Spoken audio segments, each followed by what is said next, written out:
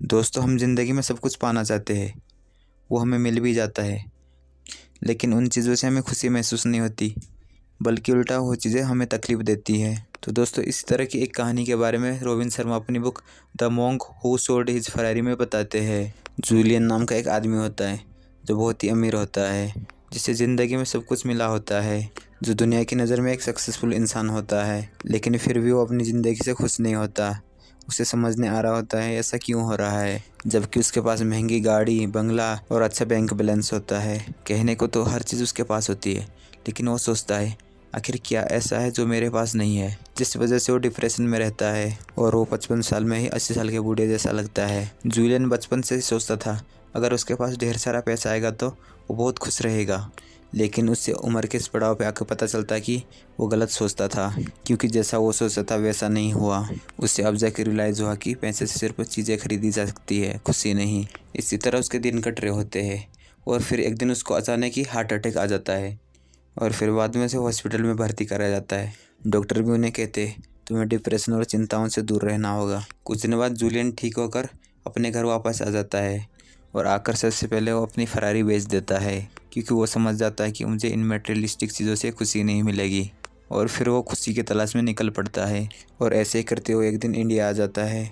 India आकर वो हिमालय में जाता है जहाँ सिवान साधु रहते हैं और उनके पास जाकर खुशी के रहस्य पाने की कोशिश करता है। और फिर ऐसे ही करते एक दिन मोंक साधु उसे खुशहाल जीवन के रहस्य बताने के लिए तैयार हो जाते हैं और जूलियन उनके साथ ही रहने लगता है। एक दिन वो मोंक जूलियन को सुमो पहलवान की कहानी सुनाते हैं। मोंक जूलियन से कहते सोचो कि तुम एक बगीचे में हो जहाँ पर अलग अलग तरह के फूल हैं, जिसमें से तरह तरह की खुशबू आ रही है, जहाँ पर बहुत सारी चिड़ियाएँ चहक रही है और जहाँ पर एक लाइट हाउस भी है, जहाँ से दरवाज़ा खुलते एक पहलवान निकलता है जिसका नाम सुमो पहलवान होता है, जिसके शरीर पर एक पतली सी अंडरवियर के अलावा कोई भी कपड़ा नहीं होता। उसके बाद वो पहलवान बगीचे में इधर उधर घूमने लगता है।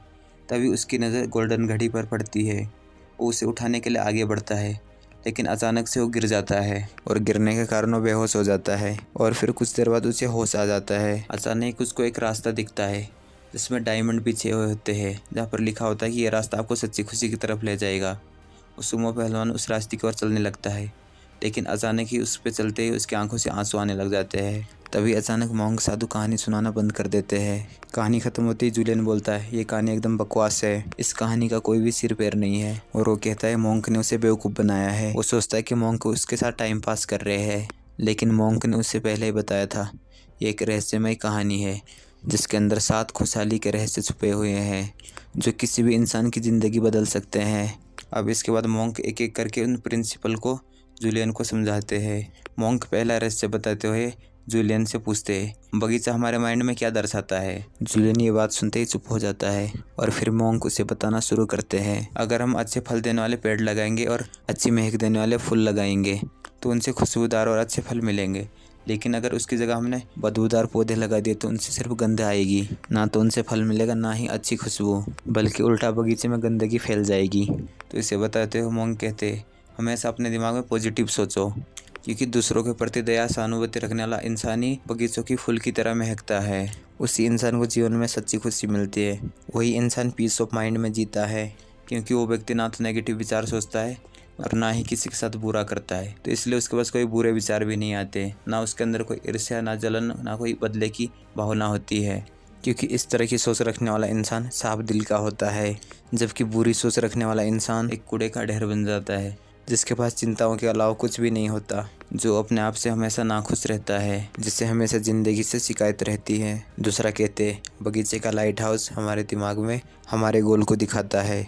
जैसे लाइट हाउस समुद्र के जहाज़ों को रास्ता दिखाता है, वैसे ही हमारे गोल हमारी ज़िंदगी को अच्छा बनाने का रास्ता दिखाते हैं, जो हमें गलत दिशा में जाने से बचाता है। तो इसीलिए आप भी अपने गोल बनाएं और एक सही दिशा की ओर चलिए, क्योंकि यही मंजिल आपको आगे चलकर गलत दिशा में भटकने से बचाएगा। क्योंकि बहुत से युवा टीनेज की अवस्था में गलत दिशा की ओर चले जाते हैं, क्योंकि दोस्तों उनके दिमाग में सिर्फ गाड़ी, बंगला और ऐसी करने की सोच होती है जो उनको चंद लम्हों तक खुशी देती है, लेकिन आगे चलकर वही उनकी ज़िंदगी बर्बाद कर देती है, जिस दलदल से उन्हें बाद में निकलना बहुत ही मुश्किल हो जाता है। बल्कि इसकी जगह टीनेज के युवाओं को बॉडी बनाना या फिर एक्सरसाइज करना या कुछ अच्छे कोर्स करना, इन चीज़ों के बारे में गोल बनाना चाहिए, जो गोल उन्हें सही दिशा की ओर ले जाएगा। तीसरा बताते हैं सुमो पहलवान के बारे में।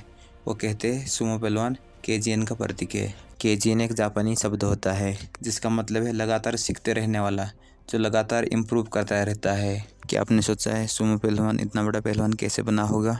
मोंक बताते वो केजीएन डिसिप्लिन को फॉलो करता था, जिस वजह से वो सही डाइट रखता था और हर दिन कुछ नया सीखता था और हर दिन इन चीज़ों को प्रैक्टिस करता था। आगे मोंक पूछते सुमो पहलवान का अंडरवियर क्या दर्शाता है? जूलियन चुप होता है और फिर मोंक साधु बताते हैं उसका अंडरवियर दिखने में पतला होता है, लेकिन उसके अंदर बहुत सारी मेटल की वायर लगी होती है जो उस अंडरवियर को मजबूत बनाता है। चाहे सुमो पहलवान कुछ भी ना पहने, लेकिन वो अंडरवियर उसकी इज्जत बचाता था।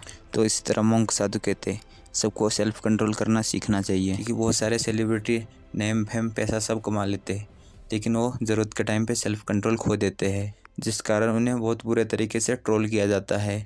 उसके बाद उनके ऊपर इस तरह के आरोप लगते हैं कि वो कहीं पे मुंह दिखाने लायक नहीं बचते और फिर इसके बाद उन्हें काम मिलना भी बंद हो जाता है। तो इसीलिए मोंक कहते चाहे कुछ भी हो, हर इंसान में सेल्फ कंट्रोल होना चाहिए, क्योंकि बहुत से लोगों में सेल्फ कंट्रोल नहीं होता। वो सिर्फ पैसे कमाने के लिए काम करना चाहते, इसलिए वो किसी भी काम को ज़्यादा दिन तक कर नहीं पाते। तभी वो इंसान आगे बढ़ सकता है, क्योंकि सिर्फ अगर आप पैसे के लालच में काम करेंगे तो आप ज़्यादा दिन तक आगे नहीं बढ़ पाएंगे और अपने काम को बीच में ही छोड़ देंगे।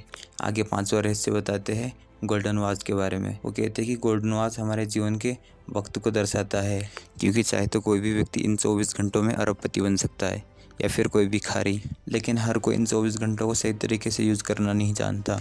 क्योंकि बहुत से लोग बैठे बैठे सपने देखते रहते हैं कि उनके पास एक दिन बहुत सारा पैसा होगा, उनके पास महंगी गाड़ी, बड़ा बंगला होगा, लेकिन वो सिर्फ बातें करते हैं, काम नहीं। लेकिन जो व्यक्ति अपने सपने को साकार करना चाहता है वो दिन रात मेहनत करता है। जैसे कोई खिलाड़ी बनना चाहता है और रात दिन प्रैक्टिस करता है, तो उसी तरह कोई स्टूडेंट IAS बनना चाहता है और रात दिन पढ़ाई करता है। लेकिन इसे डे 1 से करना चाहिए और कंटिन्यू करना चाहिए, तभी जाकर सफलता हाथ लगती है। बस एक अपना शेड्यूल बनाए और इसे करते जाइए। नंबर 6 रहस्य बताते हैं फूल के बारे में, क्योंकि एक खिला हुआ फूल दूसरों को खुशबू देता है। तो इसी तरह आपको भी सोसाइटी के लिए कुछ देना चाहिए। इससे फ़र्क नहीं पड़ता कि आप कितने अमीर हैं, बल्कि आपका दिल बड़ा होना चाहिए, क्योंकि हमेशा दूसरों की भलाई करने वाला व्यक्ति ही खुश रहता है। ऐसा करने से आपके दिल में एक प्रसन्नता रहेगी, आपको लगेगा मैं कुछ अच्छा कर रहा हूँ। जैसे एक कहावत है, जो दूसरों को फूल देता है उसके हाथों में भी खुशबू रह जाती है। तो अगर आप भी इस तरह से लोगों की मदद और रिस्पेक्ट कर सकते हो तो आप भी एक फूल की तरह बन सकते हो। 7वां रहस्य मोंक बताते हैं डायमंड का रास्ता, जो लाइफ में छोटी छोटी खुशी का प्रतीक है, जो सभी के जीवन में खुशियाँ भरता है, जो वास्तव में डायमंड जैसा है, लेकिन अनजाने में भी उन पर कोई ध्यान नहीं देता। क्योंकि अक्सर हम पास्ट में जीते हैं, प्रेजेंट में तो हम होते नहीं है, या फिर हम फ्यूचर की चिंताओं में डूबे रहते हैं। तो इसीलिए प्रेजेंट में जीना सीखो, एक डायमंड के रास्ते की तरह बनो और प्रेजेंट में जीकर खुश रहना सीखो।